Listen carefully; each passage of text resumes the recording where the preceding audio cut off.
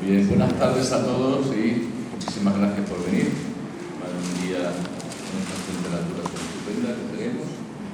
Y el motivo de la charla de hoy, como saben, es hablar sobre lo que hay detrás de Asterix, realmente.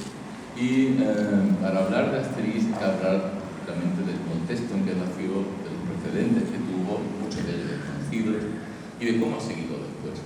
Y en este caso he escogido el personaje para mí clave en todo esto, que fue René Goscinny. René Goscinny fue el guionista y coautor de Asterix. Digo coautor porque Goscinny siempre no solo tenía un gran respeto a sus dibujantes, sino que le hacía participar. Hizo partícipe a Morris en la creación de Lucky Luke, que era de Morris antes de Goscinny. Hizo también partícipe a Jean Tabary con el mismo dúo, hizo partícipe a Saint-Beuve con el pequeño Nicolás y, por supuesto, también a Uderzo en la creación de Asterix. Lo que ocurre que cuando me dijeron los compañeros de cultura que van a hacer la exposición de Asterix, y yo sinceramente le doy mucho a René Goscinny, pienso que sigue mi formación, pues eché un paso para adelante como valientes y dije que iba a hacer una charla sobre René Goscinny. Pero claro, no era René Goscinny, solo no dice nada. Entonces le pusimos como subtítulo, ¿verdad?, el papá de Asterix. Papá de Asterix, que en verdad no es solamente Goscinny, sino también Uderzo, que eso está aquí en la imagen, como ven, Uderzo dibujando y Goscinny detrás, con la corbata siempre apuntando muy socarrón. Para conocer el personaje de René Goscinny, evidentemente aquí está muy jovencito, tenemos que decir que René Goscinny nació de una familia polaca que estaba judío, que estaba emigrada en Francia. Ahora bien, el padre de René Goscinny, el padre Stanislas Goscinny, que era un ingeniero químico de Varsovia, tuvo muchos empleos y era una persona con mucha inquietud y con mucha, digamos, o mejor dicho, con ninguna fijación al territorio. Él estuvo vendiendo bananas en Nicaragua. Cuando la empresa fracasó, pues se dedicó a negocios en Túnez, en México, en muchos sitios. Era una persona que no tenía sentido del arraigo. Cuando conoció a su esposa, que era también judía y de origen, lo que sería hoy Ucrania, que se llamaba Ana Beresnia. Ana Beresnia, la familia de ella, de Ana Beresnia, tenía una imprenta en París, era conocida, la Beresnia & Co., pero era conocida sobre todo porque editaba en 5 idiomas: el yiddish, el hebreo, el francés, el polaco y el ruso, allá en los años 10. Entonces, se casaron, tuvieron primero a Claude, que es el hermano mayor de René Goscinny, que aquí está con la pata blanca, y 2 años después tuvieron a René. Cuando tuvieron a René Goscinny, se fueron a Buenos Aires, porque le salió un trabajo al padre allí. Realmente René Goscinny se ha criado en Argentina, y él mismo lo decía, que aunque tenía, de vez en cuando la familia iba de vacaciones a Francia, realmente su formación, como fuera en un colegio francés en Buenos Aires y todo esto, él era argentino. Por eso también es un detalle importante a tener en cuenta cuando Goscinny, ya con 26 años, se instala en París y empieza a crear la historia de Asterix. Pensemos que en verdad los ojos de Goscinny son los de un extranjero que está viendo la cultura francesa. Por eso el éxito de Asterix también, porque es mordaz con sus propios paisanos, por decirlo así, sus propios compatriotas, entre comillas, compatriotas, ¿no? Y también es aceptado, porque lógicamente en Francia, para los franceses, él es francés. Entonces, esa fue una de las partes. Luego también hubo un momento, todos lo pasaban, muy fatídico. ¿Cuál fue? Pues el padre de Goscinny, cuando se instala en Argentina, trabaja para... ¿Se me oye bien? Ahí al fondo. Yo oigo bien aquí. ¿Ustedes oyen bien? Pues, poco. Y así asado. Y ahora un poco menos. ¿Qué tal ahora? Vamos haciendo la prueba. Vamos a tener 1, 2, 3, 4, 5, 6, 7, 8. ¿Ahora qué tal? 9. Bueno, si sigo contando, a lo mejor lo duermo ya del todo. ¿Bien? ¿Bien? Bien, gracias. Bien, pues el padre de René Goscinny, Stanislas Goscinny, trabajaba para la Asociación de Colonos Judíos, que ayudaban durante los años delicados de la persecución en Europa a los huidos del Holocausto a instalarse en Latinoamérica. ¿Qué ocurrió? Bueno, ocurrió, como ya hemos dicho, que ellos no tenían un sentido, digamos, de la estabilidad, ¿no?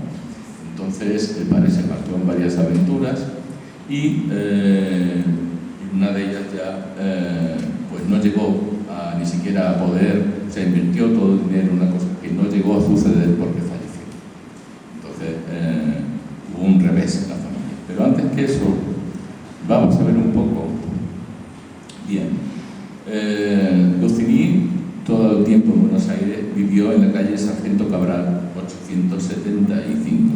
Están viendo la plaza, donde da la calle de Sargento Cabral, que es una plaza, la calle grande, como casi toda de Buenos Aires, ¿verdad? Esta es la calle, y en el portal, si van a Sargento Cabral 875, encontrarán la placa, ¿no?, colocada por la ciudad de Buenos Aires en homenaje a René Goscinny, Bien, bueno, el portal, el Mar del Plata, y ya con la madre viuda. Claro, ocurre que toda la familia de Goscinny en Europa, por desgracia, fue exterminada en los campos de concentración. Y el único superviviente de la familia era un hermano de la madre que estaba en Manhattan, en Nueva York, que es donde se traslada ellos. Y allí, lógicamente, Goscinny hace de todo. René Goscinny llega a trabajar en una empresa de neumáticos porque él, no haciendo reparaciones, sino porque él siempre tuvo muy buena pluma. Entonces él contestaba las cartas a los clientes, pero se deprimía mucho, porque de vez en cuando recibía cartas que lo acusaban de asesino, ¿no?, porque reparaba los neumáticos mal, engañaba a la gente, lo que fuera, y entonces pues tuvo una depresión terrible y cambió mucho de oficio. Ahora bien, antes de Nueva York, hay una parte que me he saltado, y vamos a hablar de Goscinny, no hay más remedio que no seguir una cronología muy determinada. Hay que decir por qué. He dicho antes que en Buenos Aires él se formó en un colegio francés. Ese colegio francés es justo el escenario y justo los personajes que aparecen en El pequeño Nicolás. El pequeño Nicolás estaba dibujado por Jean-Jacques Zampé, que es un ilustrador francés, a la actualidad tiene 86 años, y en un principio eran tiras cómicas, como la de la prensa, y luego ya, debido al éxito, en vez de hacer álbumes de historietas, como en el caso de Asterix, lo que hicieron fue el libro ilustrado, porque la visión del niño Nicolás es un mordaz, dentro de su inocencia, digamos, un mordaz en su simpleza, ¿no?, respecto al entorno, ¿no?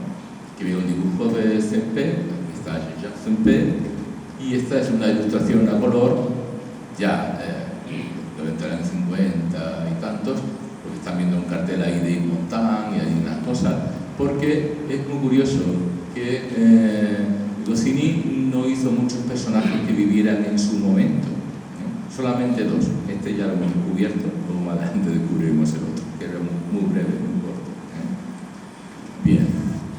Y otro legado que se lleva importante para él, de Buenos Aires, es Pato Luzú.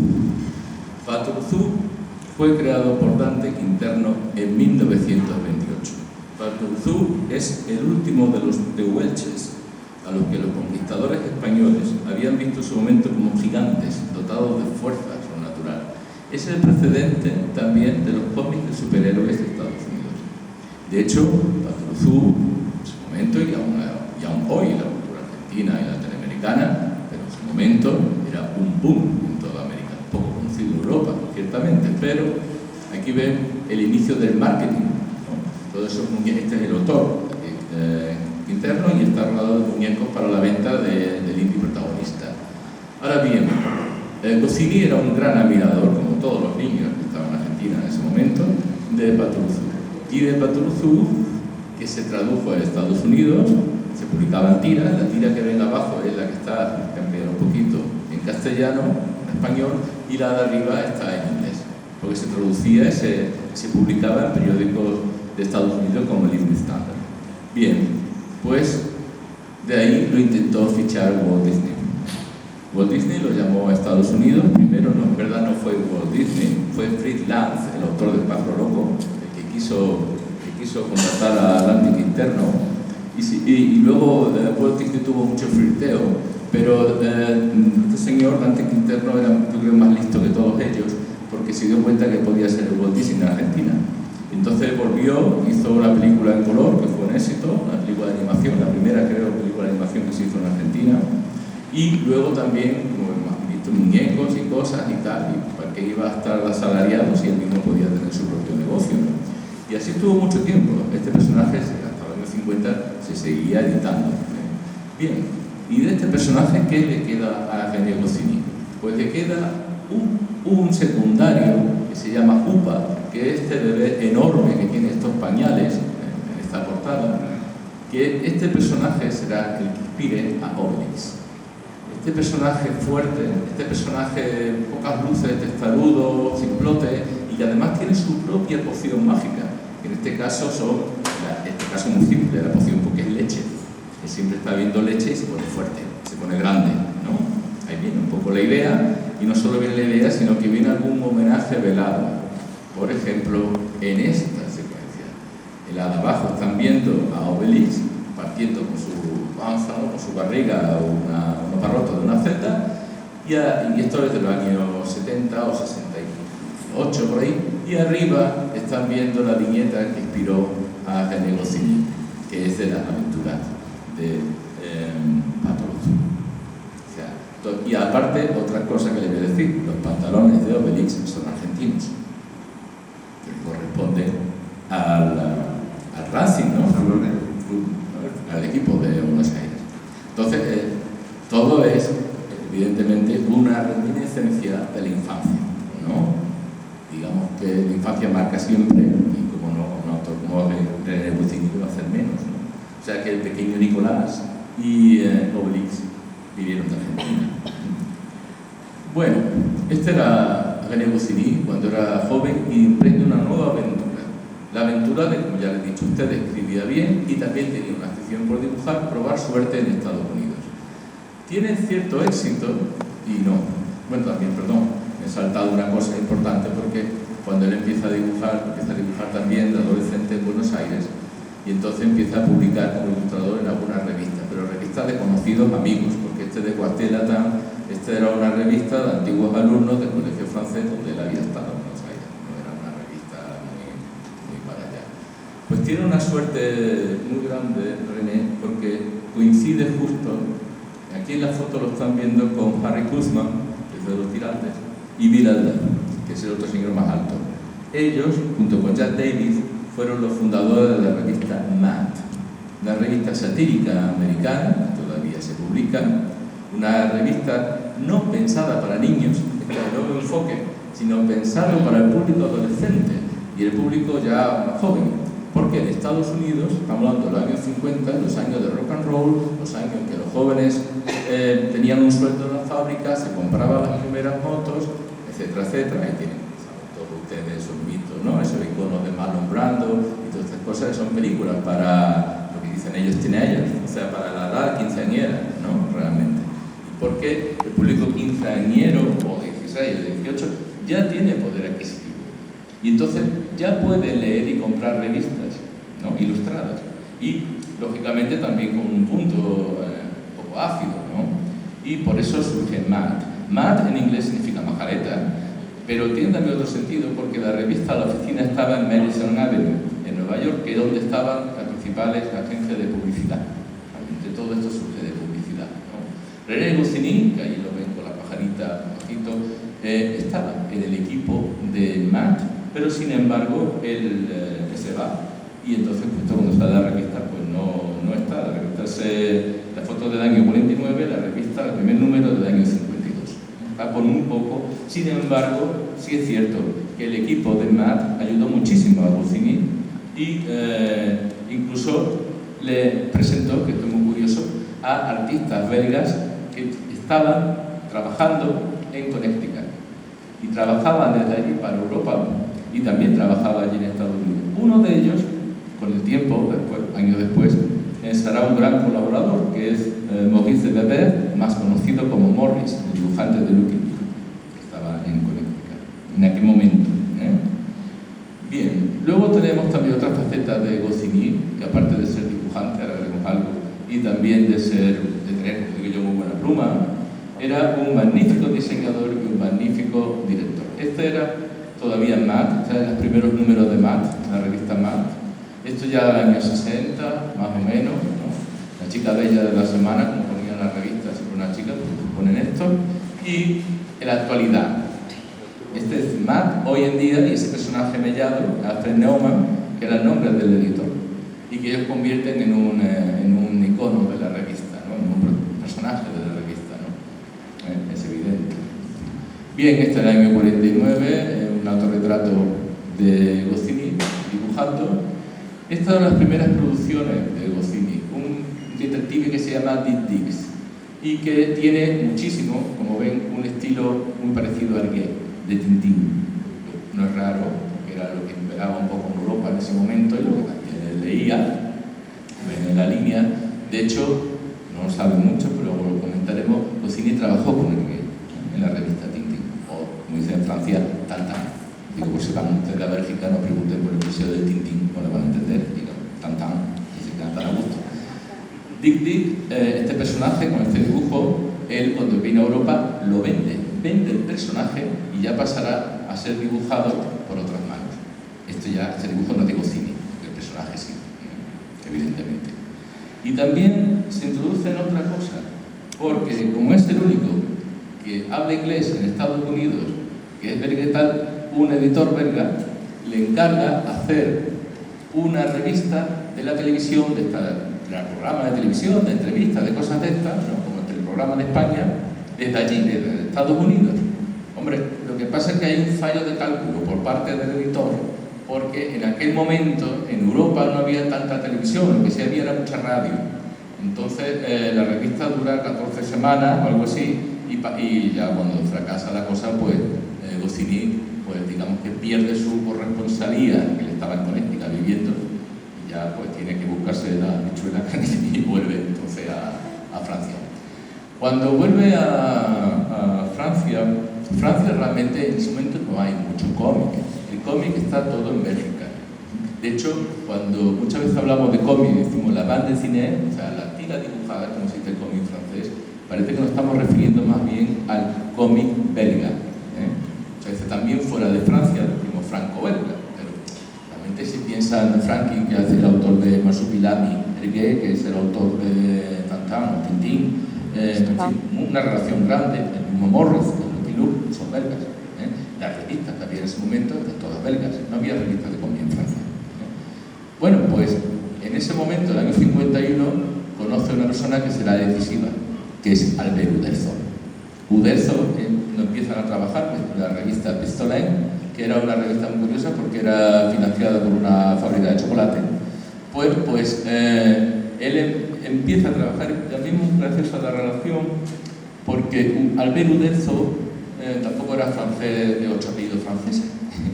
Albert Uderzo era padre de italianos que vivían en una granja en Bretaña.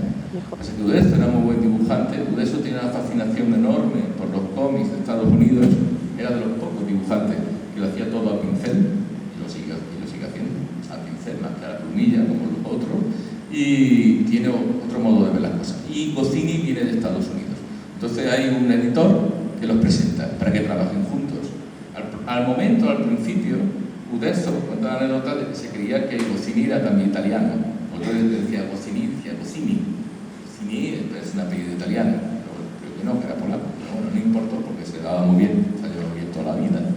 Pistolet, este es otro también, que es de Luc Junior, que también estos cómics que están viendo, repito, están publicados en Bélgica, para el mercado de Canadá, el suizo y por supuesto francés, pero están hechos allí, aunque sea por guionistas y dibujantes franceses, ¿no? Este caso es la primera colaboración, lo ven abajo, en la nubecita de Uderzo y Goscinny.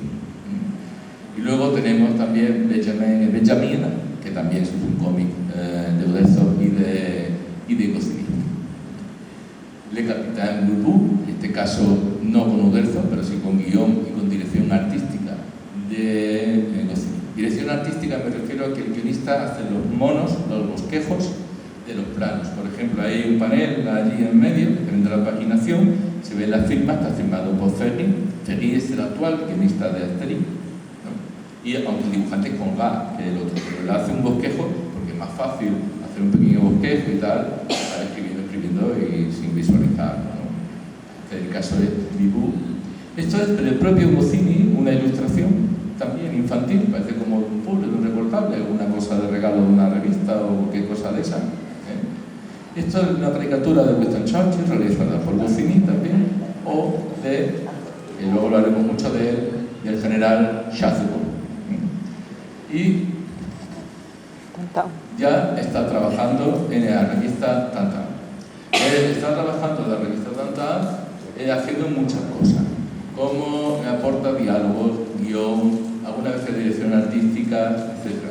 Claro, ¿qué ocurre? En este caso, pues lo que ocurre es que en los colaboradores, siempre cuando abrían la página de la revista, aparecen fotitos de los autores con un dibujito al lado de los quiénes son, para identificarlos, ¿no? Es muy curioso porque esto se va perdiendo, o sea, ahora mismo no vemos las caras de los dibujantes, antes era un poco más mitómano la gente, entonces ahí estás viendo, de arriba abajo, pues estás viendo el que, no, está viendo Jacob, que todavía se ve sus cómics, que son...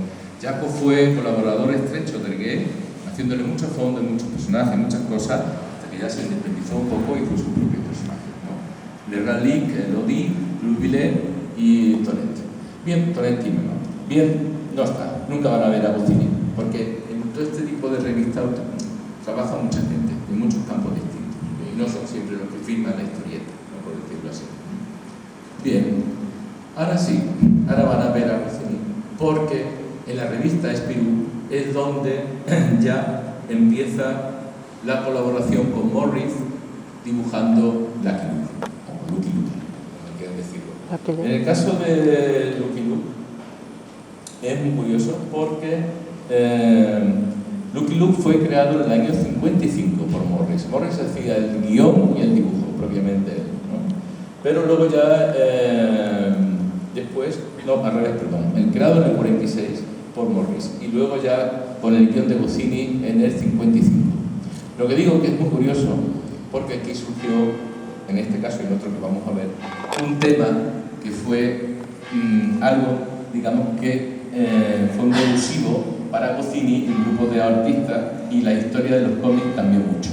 Este es Morris, siempre con su palomita, súper fino, parece que el hombre nunca dibuja, siempre las manos limpias, pero un dibujante excepcional, dibujaba mucho a la plumilla, realmente casi todos los Lucky Luke de Morris están dibujados no como Uderzo con un pincel, sino con una pluma, un dibujo muy austero. Bien, pues ahí vamos al tema. La editorial era de Print en Bélgica. Aquí están viendo el álbum de los primos Dalton, de Vincent Dalton, y aquí van a ver la versión en castellano, que yo leía de pequeño, editado por Toray, pero el caso no es esto, esos típicos álbumes con entelados, ¿no?, en el canto, como los antiguos Tintín y también los Lucky Luke. El caso es este, Lucky Luke, los primos Dalton, textos e ilustraciones de Morris. No aparece René Goscinny.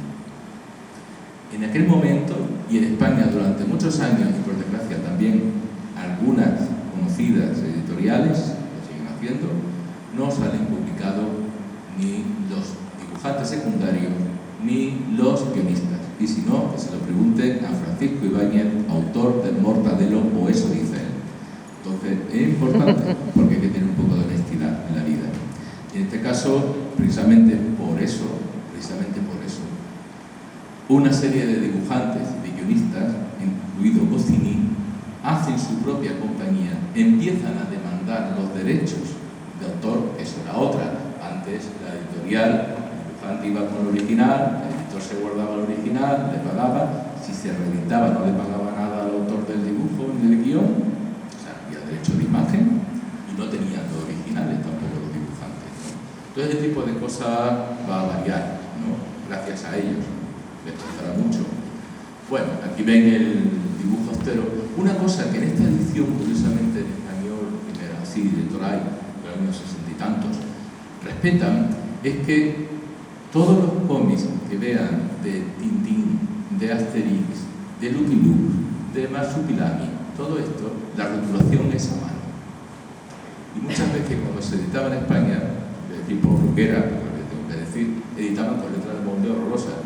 Que eso es como si en una película, pues yo qué sé, Marilyn Monroe hablase con la voz del telefonista, ¿no? Una cosa, o de una máquina, una cosa terrible. Los primos Dalton, porque aquí se desvela un poco la historia, siempre decimos los Dalton, los que siguen a los primos Dalton, porque mató a los Dalton, ¿no? Aquí ven, por ejemplo, en esta, como Morris, con muy poca escasez de medios, a diferencia de Uderzo, pues crea ese ambiente, ¿no? La cabaña y viven. Estos son los auténticos Dalton que ya han muerto, ¿no? Y ven que, por ejemplo, Bob Dalton, que es más chiquitito, pues recompensa $50.000. El otro, el Gran Dalton, 30.000, el otro 30.000 y el M, el alto, 30.000. La equivalencia, aquí están los primos ya, la equivalencia la tenemos que Joe Dalton son $5, ¿no? El siguiente son $2.50. El siguiente de recompensa un objeto de arte de escayola auténtica. Y el otro no se busca. Siempre hay un poco de segundo plano. Y por supuesto el cartel de Lucky Luke lo tiene que vaya a balazo, ¿no? El héroe que ha librado a los Dalton. Bueno, en esta aventura los Dalton se van a este pueblo imaginario de Lucky Luke, que es Killer Gulch, y se van al salón.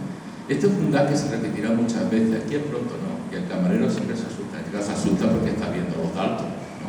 Pero se asusta sobre todo porque lo que va a pasar es un tiroteo, una pelea, que le van a romper el espejo, que le van a romper la botella o que le van a romper el piano que le han traído de Boston o de Chicago. Entonces, claro, ese es el temor que tienen siempre los camareros, ¿no? Y además esto es un gag que Lucky Luke cada vez se repetirá, o sea, se crecerá, ¿no? De una manera mucho más compleja, ¿no? Ven que Lucky Luke también está bebiendo un refresco americano muy conocido, que es un anacronismo, una licencia poética, los Dalton, ¿no? En fin. Y ahora viene la secuencia. Siempre hay la secuencia del gag, ¿no? Como ven. Están viendo, vamos a dar una vieja cuenta. Si han visto aquí la fila, cómo van todos de pequeño a alto, ¿no? Y se ponen aquí, pues muy fácil. El hombre se toma tranquilamente su Coca-Cola. Esto es algo muy propio también de este personaje, de sang-froid, ese de sangre fría, ¿no? Y luego, después de entrar con toda tranquilidad a sus cosas, ¡plá!, se carga de una tacada a los Dalton, o la barra del bar, ¿no? Porque ha visto el tamaño y se queda muerto, y otra con el mismo camarero. Este tipo de gag tan seguido evolucionado es propio de cocina, se irá complicando. Las aventuras anteriores de Lucky Luke no tienen este tipo de gag tan seguido en una página entera, ¿no? Bueno, pues ya lógicamente con la evolución, como les digo, ya cuando por fin sigue siendo de Editorial Dupuy, pero consiguieron los derechos y por fin firma también Goscinny, empiezan en la evolución a tratar temas del viejo oeste. No aventuras del ladrón, del indio, sino coger un personaje, por ejemplo, Billy el Niño, o cualquier otro, o algo menos conocido como el emperador Jones, que existió, que era un señor que se volvió loco y se creía Napoleón y tenía pagado un ejército y todo en Texas como si fuera Napoleón. Es una aventura de Lucky Luke, pero es verdad, el personaje fue cierto, y sacarle esa pena cómica, ¿no?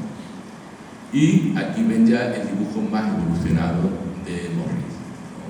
Un dibujo, como ven, siempre a pluma, pinta solamente para las masas negras y bastante más evolucionado, más rico, no tan simple.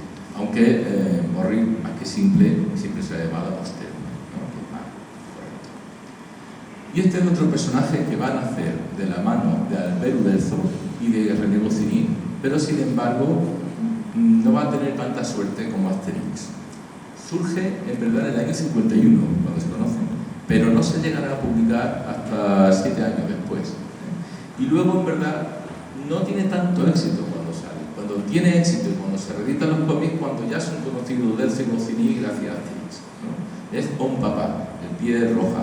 Aquí ven un bosquejo, un boceto. Esos cómics estaban pensados para el mercado canadiense. La acción transcurre en Canadá. Bueno, Estados Unidos, realmente en Canadá, ¿no? Y bueno, colección de Lombard, es otra editora. Aquí ven cómo se hace la prueba de color. Esto es la portada contra portada, ¿no? Y ahora ya la definitiva, este es el álbum ya publicado, ¿no? La colección de Lombard, también con su lomo de tela aquí tan típico. Y fue un poco conocido al principio, hubo una campaña de marketing, y entonces la revista Tintín, que donde se publicaba, pues regalaba de vez en cuando algo a sus lectores o a los rifas, lo que hicieran. En este caso era un disco, y era un disco, una versión, digamos, radiada de una aventura de ese álbum que han visto del pequeño Dios, el Pierre Roja, ¿no? Gran premio del disco. Toqué el disco, pues ahí ven. Luego había este otro también que ven. Y luego vamos a ver un poco de qué va, porque dentro de la aventura Goscinny tiene siempre una segunda lectura. Por eso Goscinny tiene éxito entre los adultos, porque tú lo ves cuando eres niño, pero cuando lo relees cuando eres adulto te das cuenta de muchos detalles. En este caso ven que la casaca roja es la casaca de los ingleses, ¿no? La casaca verde es la casaca de los prusianos. Se están saludando con mucha afabilidad, ¿no? Dice el inglés al otro, dice: mi querido señor, no quiero hacerle perder su tiempo, yo le propondría que empecemos la batalla, que terminamos la batalla inmediatamente. Y el otro, con su acento alemán, dice: usted es muy amable, usted debería ser el primero para abrir fuego. No, de eso nada, mi querido señor, le ruego que dispare usted primero. Todo con mucha educación, ¿no? Con mucha cortesía. No, señor, después de usted, mi querido señor, le insisto, de no nada, y al final llega a la conclusión. En vista de nuestra cortesía, solo puedo sugerir que uno de sus oficiales dé la orden a ambos para abrir fuego a la vez. Y entonces, una excelente idea, tal y cual, se despiden, y aquí el prusiano le dice: Franz, tú vas a dar la señal de abrir fuego. A lo que responde el otro pobre: oh, un honor, ¿no, señor? Y aquí ve al Franz entre los dos fuegos, que es evidente lo que le va a pasar, diciendo: si solo los Blumenkopf de Hugas de Javier pudieran verme ahora. Lo heroico, cierto. También en esa misma aventura está concretamente un papá y los prusianos. Dice: mientras tanto, en un castillo lejano en Europa, aquí vemos la silueta de dos reyes, está claro que uno es Federico I, evidentemente, pero dice: hemos ganado, usted ha hecho trampa, ¿no? Usted es un fraude. Mi querido señor, si no se retracta, ¿no?, le declararemos la guerra. Dice: muy bien, usted es un tramposo, así que no va a ser mucho más mi amigo, y en este caso la guerra está otra vez, ¿no? Dice: le capturaré sus colonias. Dice el otro: debe estar bromeando. O sea, todo se decide muy lejos del sitio y muchas veces por una chufleta, por decirlo así, ¿no? Siendo tan civilizados, ¿no?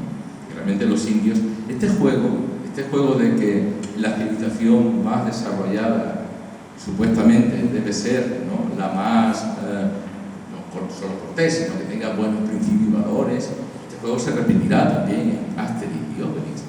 Los romanos, que son la civilización, por supuesto, más desarrollada, más potente militarmente, económicamente, etcétera, etcétera. Sin embargo, muchas veces parecen más bárbaros que los bárbaros, que son los galos, ¿no? Esta es la idea un poco que siempre se va a seguir. Y llegamos a un momento clave, que es el momento en que estos señores, estos independientes que reclaman sus derechos, se embarcan en la aventura, porque lógicamente nadie les daba trabajo, como ellos estaban siempre pidiendo los derechos, pidiendo lo original y tal. Lógicamente todos respetaban mucho, pero los editores no les daban trabajo. Así que llegan a la conclusión de montar su derecho. Y se montan primero una empresa, más bien de publicidad, haciendo cómics y cosas así de publicidad, y luego se meten en una aventura. Bueno, en esta foto están viendo a Albert Uderzo con la camisa celeste, a Salier, que es un guionista dibujante francés también, y a René Goscinny. La aventura empieza así, llamamos Chabrol, que es una revista que va a tener reportajes, cosas para jóvenes. La idea de Estados Unidos que trae René Goscinny, o sea, no la idea del cómic de niños, sino la idea del cómic de jóvenes, pensando que ya en Europa también empieza un consumo, ¿no?, de los adolescentes, de los jóvenes. Y bueno, después de mucho de eso se dan cuenta que le hace falta alguien nadie que esté muy metido en el mundo de la publicidad para hacer esto. Entonces llaman a un amigo del colegio, que no está en la foto por cierto, que se llama François Clateau, y da en el clavo, porque hay que hacer una revista que sea muy atractiva, que la puedan comprar niños si no se enteran de cosas, no importa, que la puedan comprar jóvenes, que la puedan comprar mayores. Y la revista se llamará Piloto. Esa será la revista que revolucionará todas las revistas de cómics en Europa, por completo, porque no se había visto nada así. Y la revista también con la que crecerán los franceses, porque ya veremos que hay una transformación de la revista. Este es un primer boceto de la revista, en calidad, más o menos la idea, ¿no? Piloto, y que decir en francés, claro, el Le Grand Journal de Jean, la gran revista para jóvenes, de los jóvenes, ¿no? Pues nada, un artículo sobre la televisión en el colegio, otro artículo sobre algo de fútbol, un artículo abajo sobre juego de escultura, este tipo de cosas que se hacían entonces en los parques de hormigón volado y tal, y otro de coche. Es un boceto un poco de qué podemos usar para atraer, ¿no? Y esto es una cosa que le acusan un poco de plagio, porque claro, todo esto está metido también en la publicidad, y es muy raro de que aparezca un folleto que está viendo en blanco y negro, que es un folleto de una feria de muebles, que es el Pilote, que como dice abajo, publicitado el 18 de octubre del 58 en el Paris Match, el número de Paris Match, y después en el 21 de febrero del 59. La similitud, lógicamente, con el logo que están viendo ahí de Pilote es evidente, lo único que ha hecho es torcer un poquito la letra y ya está, ¿no? Y eso es también boceto un poco. Esta se convertirá en número 0 de Pilote, muy buscado, por ejemplo, por el coleccionista, se hizo una tirada corta y se hizo para probar en determinados sitios a ver si picaba, ¿no?, la gente. Y por fin llegamos a la revista en sí, a Pilote. Este es el primer número de Pilote, Pilote es un journal, ¿no? Esta es una revista. Vamos a ver, más rápido que la punta. Bien, bueno, pues es un enfoque un poco novedoso. ¿Por qué? Porque no aparece un personaje de cómic concreto o una foto de algo concreto. Aparecen los personajes de cómic que están posando para una supuesta portada. Es un concepto como si fuera del cine dentro del cine, o de que nos hubiéramos metido en un plato de cine, en un rodaje, y estuviesen posando los actores para hacer. Es una idea un poco básica, porque la referencia clara, evidente en aquel momento es el cine, ¿no? Y es todo esto, ¿no? Es el año 58, no es de casualidad que sea el año 58, pero, voy a ver una cosa. No, perdón, el año 59. El año 58 es cuando ellos comienzan. Previamente a sacar esto, lo que han hecho ha sido comprar unas pequeñas acciones de Radio Luxemburgo. ¿Para qué? Para que Radio Luxemburgo publicite la revista. Entonces, publicita que va a salir la revista, crea una expectación de que va a ser una revista nueva. La diferencia no solo está en el contenido, en la forma que ahora vamos a ver, la diferencia está en que todas las revistas eran belgas y esta es la única revista francesa que se edita en París. Esa es la principal diferencia. Y la condición que puso precisamente Cloteau, que era el publicista, era, a diferencia de las otras, Spirou, Tintin, toda esta, la condición tenía que ser que los héroes fueran todos franceses. Porque tenían que hacer el producto francés. Tenían que imponerse sobre los otros, ¿no?, para ese producto francés. Entonces, todos los protagonistas son franceses. Hagan lo que hagan.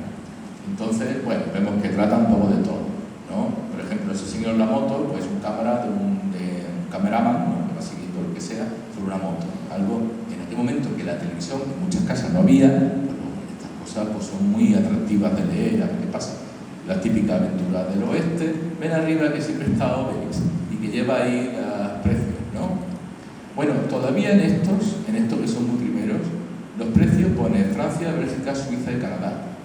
Dentro de nada verán, a partir del año 65-66 se incluye el precio en España, porque el turismo francés era tan importante aquí, y de hecho aquí hemos tenido Marbella, Comité de Canet y todo esto, que las revistas se editaban, lógicamente, en francés y en Francia, pero se vendían también en España.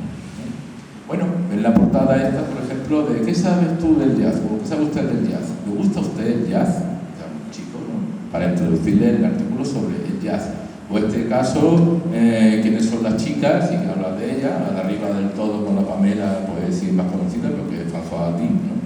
Y bueno, o Johnny Hallyday, recientemente también pobre fallecido el año pasado, pues también como ídolo, o el otro señor, el grande de Francia, Sacha Distel, está aquí con el jersey tocando, o también de vez en cuando artículos un poco de interés histórico, documental, por ejemplo este sobre el Nilo, muy bien ilustrado, ¿no? O Beaumorin, que era un personaje de serie francesa, era una especie de 007 a la francesa, y también tiene un cómic, y también, lógicamente, en portada de revista.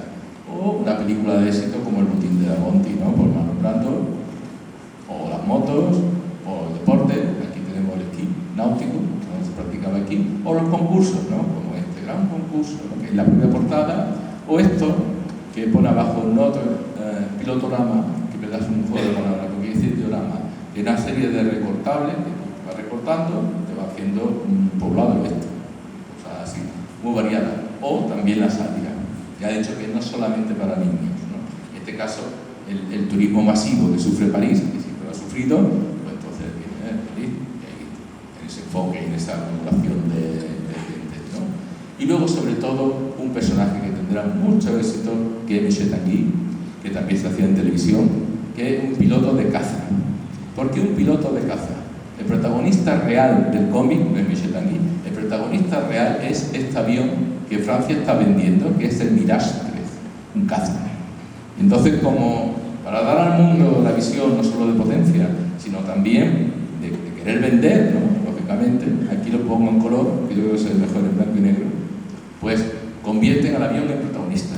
Y ya todos los niños quieren pilotar un avión de caza, ¿no? Entonces es algo muy... Y aparte los países vecinos, pues veían que Francia tenía un caza, ¿no? Era totalmente. Aquí ven uno de los álbumes, también empiezan con la historia de editar el álbum, también ya lo hacían las revistas Spirou y todos ellos, pero esto Pilot lo hace de una manera muy sistemática, ¿no? Y de hecho, los álbumes de Pilot, cuando se traducían en otro idioma, fuera de Asterix, o fuera que fuera, en España, en Francia, donde fuera, tenían que poner Pilot, tenían que poner el nombre de la revista. Bueno, aquí otra portada más curiosa, porque esto es un cómic que es muy corto, que lo hace con Goldie. Goldie es muy poco conocido en España, es un magnífico dibujante, porque los temas son muy franceses, muy para los franceses. Diría que no solo hablar francés, sino tener un poco de conocimiento de la sociedad francesa para entender de qué va. Le digo dos Soli. Antes le dije, cuando hablaba de Buenos Aires, el pequeño Nicolás era la poca aventura que Goscinny hacía en el entorno suyo de su momento. Esta es la otra, también hizo dos. Esto es, bueno, lo que ven arriba de la viñeta es la propia redacción del piloto. Goscinny es el señor que está con las manos así palmeando, Gilles que está al lado con la barbita, y están todos. Pero realmente no es la revista el protagonista. El tema es cómo se trata el patrón y el obrero en Francia, cómo se trata el marido con la mujer, con los contextos, o los niños con los profesores. De eso va precisamente Digondoli, de eso va. En este caso están buscando una página, una palabra para la página final. René Goscinny en un momento dado la morbaza a todos porque está harto de oír hablar, pero no dice nada hasta que aparece Papá Noel, porque estamos en una revista, un ejemplar de Navidades, y le da la solución, le da un regalo, la palabra fin, y la última viñeta. Como ven, es una tontería como una copa un pino, pero lo interesante no es el desarrollo final, lo interesante es todo lo que pasa. Por eso quizá no se traduce en otros idiomas, ¿no? De este le digo entonces. Y aquí llegamos un poco a la selección de lo que ponen en la revista. El eslogan de la revista, el primer eslogan era el que están viendo, de Jean de l'An, o sea, la revista para los jóvenes del año 2000. Después se convertirá en el Journal de Asterioris, la revista de Asterioris. Pero el primer eslogan es este porque se tiene una idea de futuro, ¿no? De que estamos avanzados. Aquí ven ya Asterix y Obelix, en este caso Asterix y Cleopatra, Tanguy con su caja, el pirata, en fin, todo este tipo de personajes, o Aquile Talon, que también será muy conocido, ese señor del sombrero y tal, con su despiste, en fin. Esto es una expresión que ha habido de piloto, un poco que vean la idea de la paginación, ¿no? Páginas enmarcadas de personajes y abajo una tira de otra cosa. Las páginas tenían que estar ricas de cosas, no aburridas, sino había una aventura interesante, vale, pero si no, era un cómic arriba, una tira abajo, un pequeño artículo de algo, lo que sea en un lado.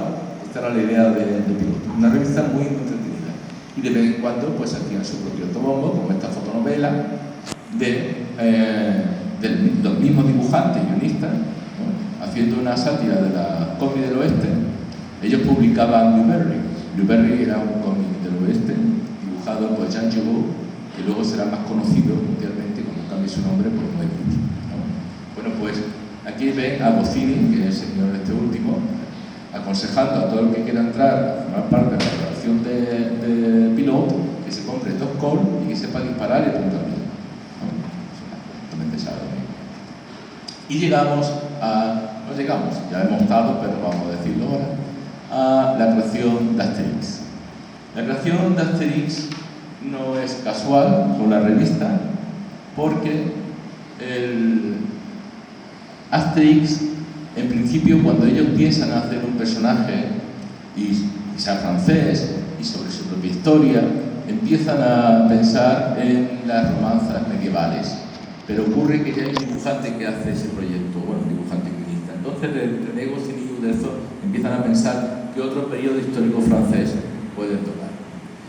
Ellos dicen, bueno, desde la teoría oficial, que repasando listas de historia de nombres, surgió el tema de Vercingetorix, que fue el legado que se rindió a César, y entonces ellos pensaron de hacer algo como si no toda la Galia estuviera ocupada y tal.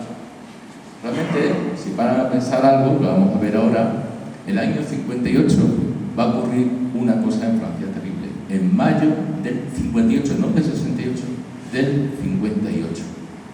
Vamos a verlo aquí. 138 del numerito del vídeo. Estamos.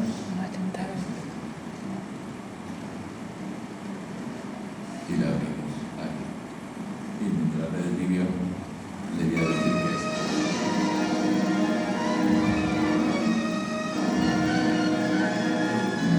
que es el momento en que Francia está a punto de la guerra civil por culpa del problema con Argelia.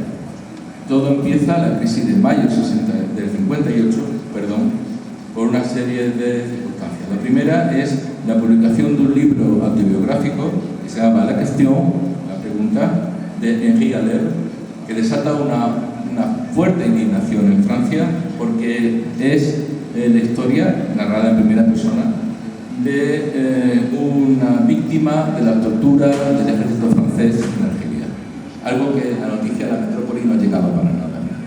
Luego hoy se va descubriendo que hay dos gobiernos, por decirlo así. El gobierno de la metrópoli de París, el otro gobierno de Argelia, de los militares, que son los que dominan realmente la situación e imponen al gobierno francés sus decisiones. Hasta que llega un momento que incluso hay un intento de golpe de Estado, pero incluso con helicópteros, con paracas y todo, paracas digo yo, paracaidistas, saltando sobre París para tomar la asamblea. Un momento muy álgido, muy fuerte. De toda esta revolución que están viendo aquí, que se produce tanto en París, esto es París, lógicamente, como se producirá en Argelia. En Argelia con unas consecuencias terribles, porque en Argelia está, por un lado, los colaboracionistas argelinos, y por otro lado están los independentistas argelinos, y por otro lado está el ejército argelino. Hay una confrontación absoluta y una licencia de nadie, y es terrible. Y resulta además que coincide con una crisis política de falta de decisión, de mucho acuerdo, que es la Cuarta República Francesa, por las leyes que tenía la Cuarta República Francesa. Entonces llega un momento que incluso se pide que De Gaulle vuelva, que Charles de Gaulle vuelva, pero Charles de Gaulle no quiere volver como un dictador ocasional, una especie de gobierno de gestora o como una república de salud. Él quiere ser aclamado por la gente. ¿Para qué? Para asegurarse más tiempo. Entonces llega incluso un joven diputado socialista, que era François Mitterrand, a acusar de golpista al propio De Gaulle, porque lo que estaba él esperando simplemente es que el resto, todo el mundo, le aclamase, le votase y le constituyera, bueno, le pusiera como un dictador. El momento era muy tenso, pero todo el mundo sabía perfectamente que el único que podía parar a los militares en Argelia era el propio Charles de Gaulle, evidentemente. Y además Charles de Gaulle, la militar, la persona de consenso, la prudencia, y en un momento dado se lleva a votación, surge Charles de Gaulle, arrasa, lógicamente, él no crea un partido, no crea un movimiento, ¿no? Que le llaman la Salvación de la República o algo así, y ya está. Entonces con eso, claro, la crisis hay que resolverla de buena manera. Como todos sabemos, Argelia después se entrega, es decir, se da independencia. Entonces los no los independentistas, sino los dependentistas militares franceses que estaban allí, que no querían entregar a Argelia, forman una asociación que tuvo en jaque siempre a De Gaulle y siempre bajo amenaza de muerte, que son los OAS. Entonces, era una situación tensa, como digo, esto es ya en Argelia, pero solucionada. En ese momento hace falta recuperar la esencia de los franceses, unir a todos los franceses bajo una misma bandera, por decirlo así, bajo un mismo ímpetu. El ímpetu lo da el nacionalismo, siempre. Lo que une a todos, si no, cuando juega España, que nos pasa a todos, porque a mí me gusta el fútbol y también me pongo a dar voces. Entonces, esa es la idea, ¿no? Y por eso precisamente surge Asterix, que Asterix es, no lo olviden, el galo. Y si ustedes le quitan a De Gaulle una L, se darán cuenta que es un galo. Entonces, esa es la idea, ese es su subconsciente total. Y durante mucho tiempo, Asterix, que ahora lo veremos, seguiría un poco las pautas del gobierno de Charles de Gaulle. Y por eso, 138, 138. Charles de Gaulle, como digo, era también un magnífico orador. Aquí lo ven en los salones de los Campos Elíseos. Están, del Campo Elíseo, no, perdón, del Eliseo, que está dando la rueda de prensa.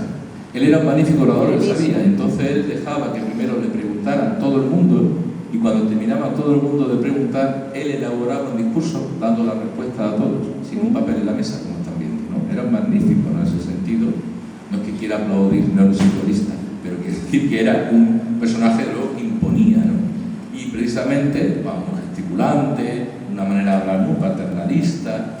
Entonces, pues, aquí ven, por ejemplo, que este salón tal ha sido recuperado por Hollande, socialista, y a la actualidad por Macron. Sarkozy nunca utilizó este salón, ni Calten, ni por supuesto Mitterrand, pero ellos han vuelto también a ese sentido de la gran Popea, la gran Francia, y esa gran historia. Bien, pues entonces una de las cosas que hace Asterix es utilizar hacer una promoción del próximo número, de la próxima aventura, usando esa imagen de Gaulle. Aquí ven el salón, con la cámara de televisión al lado, con los personajes sentados a un lado, y el jefe de los galos, que es como De Gaulle, lógicamente, que sale a hablarles primero todas las preguntas y luego ya enlaza todo un discurso anunciando el galo. Otra página que hacen también de promoción, porque ya todo es, como decía antes, una pequeña publicidad, es, esto lo hacían en la revista Pilot, es decir, cuando iban a empezar la serie con una nueva aventura, pues entonces sacaban una página para que la gente tuviera la idea de comprar pues, un número, lógicamente, de cada aventura. En este caso es el programa de libros súper conocido de Pierre de Groot. Pierre de Groot es un señor que durante muchos años hacía un programa de libros, entrevistaba al escritor y hacía siempre un enfoque. Y un poco el antecedente de Sánchez Dragó, ¿no? En España. Pues aquí está preguntándole sobre 2 libros que van a hablar esa noche: Comentarios sobre la guerra de la Galia, que sí existe, como saben, de Julio César, y otro es Si me hubieran ayudado, por Vercingetorix, que fue el que se tuvo que entregar el galo, que no existe. Y empezamos, dice, el próximo episodio de la aventura de Asterix Galo. Asterix en Bretaña, Asterix chez le Breton, ¿no? Este Dragó, ven los planos, ve el dibujo de pincel, también se ve muy bien aquí magnífico dibujo de pincel y agua de esto. Está presentando a Asterix, le pregunta de qué trata el nuevo episodio. Se trata, dice Asterix, de los bretones que viven en Gran Bretaña. Asterix es bretón, de la Bretaña francesa, claro. Se le podría llamar Gran Bretones. Ya le enfoca la oreja, así como hacía la televisión entonces en ese programa. Por lo tanto, gran parte del episodio pasará en el territorio de los bretones. Y veremos su amigo Obelix, por supuesto, y otro nuevo amigo, tal cual. Este es un dato muy importante. La respuesta de Asterix, que parece muy inocente. ¿Podría usted resumir el episodio con una frase? Los galos hablan con los bretones. Ahora le explicaré por qué. ¿Y por qué dice eso? Bueno, sigue hablando de las peripecias y tal. Ya se despide pide, y aquí ya ven el boceto realmente de la portada del piloto, que era un músico, ¿no?, tocando ahí en la isla, y ellos de la costa de la Bretaña viéndolo. La portada definitiva va a ser esta, Shell de Breton. Bien, el álbum se edita en el año 65. En ese momento las negociaciones, digamos, la amistad entre Gran Bretaña y el gobierno de Gaulle están seriamente dañadas, porque, no sé si saben, sepan, que precisamente de Gaulle fue uno de los inspiradores de la creación del mercado común europeo. Una de las primeras cosas que hizo de Gaulle fue reconciliarse, ¿no?, con su antiguo enemigo, los alemanes, que era también una industria, y yo también quería ser industria, aliarse, si era mejor aliarse, evidentemente, y empezar a formar el mercado común. Los 6 países fundadores fueron Francia, Alemania, Italia, Bélgica, Holanda y Luxemburgo. Pues a mitad del año 50 invitaron al gobierno británico a que se sumara. En ese momento los británicos dijeron no. Pero ahora va a ocurrir una cosa, porque en el año 61 cambia el ministro británico, es Harold Macmillan, y Harold Macmillan, el Partido Conservador, cursa la petición de unirse al mercado común. Y ahora es Charles de Gaulle quien dice no.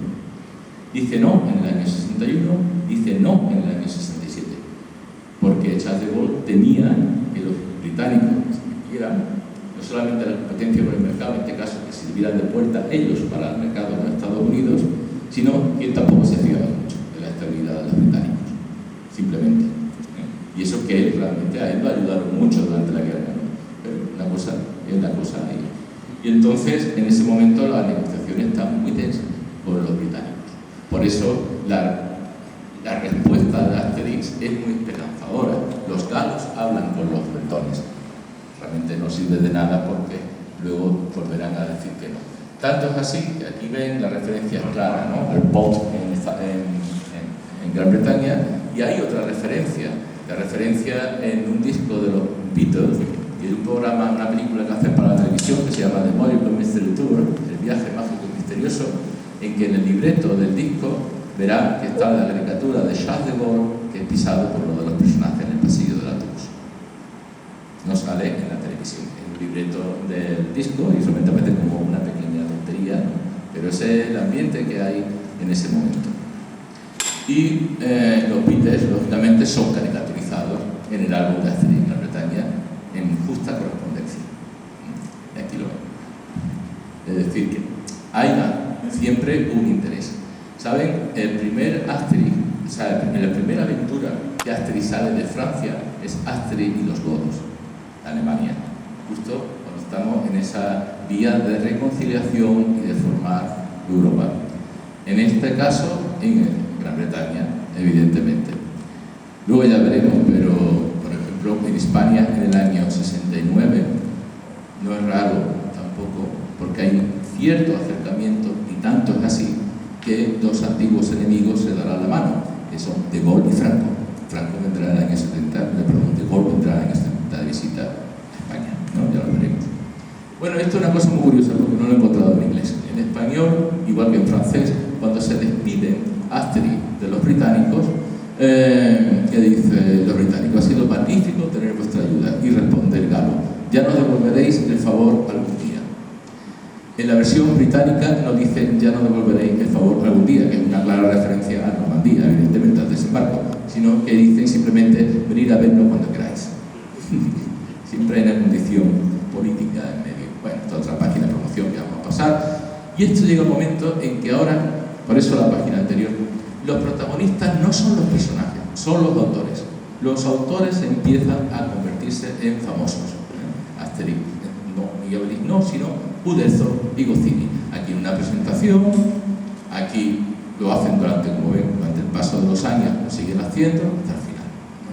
Todas las presentaciones, ruedas de prensa, cualquier historia, lo hacen. Incluso cuando anuncian la película en dibujos animados, no ponen una viñeta de la película ni nada de eso, un fragmento de la película, sino ellos mismos. Ellos mismos, con el director de la película, ¿no?, Asterix en dibujo animado, metido ahí en la moviola. Y esto es, muy breve, que el primer intento de cine, realmente, la primera película que hicieron de Asterix, Asterix Galo, se hizo a la espalda de los doctores, sin contar con Goscinny y Uderzo, que hizo Dagor, era el editor. Entonces, una cierta respuesta por parte de los autores que es hacer un programa de televisión con Asterix y Obelix. Y entonces la revista Telerama, que digo que es una revista de texto, pues vemos, aquí está, vamos a ver un fragmento, ¿no? La película. También decirles que en este momento Mary Poppins era una referencia, lo digo porque Asterix y Obelix son en dibujo animado y el resto son en personajes de carne y hueso, ¿no? De yo la he visto. Romanos y la Galia.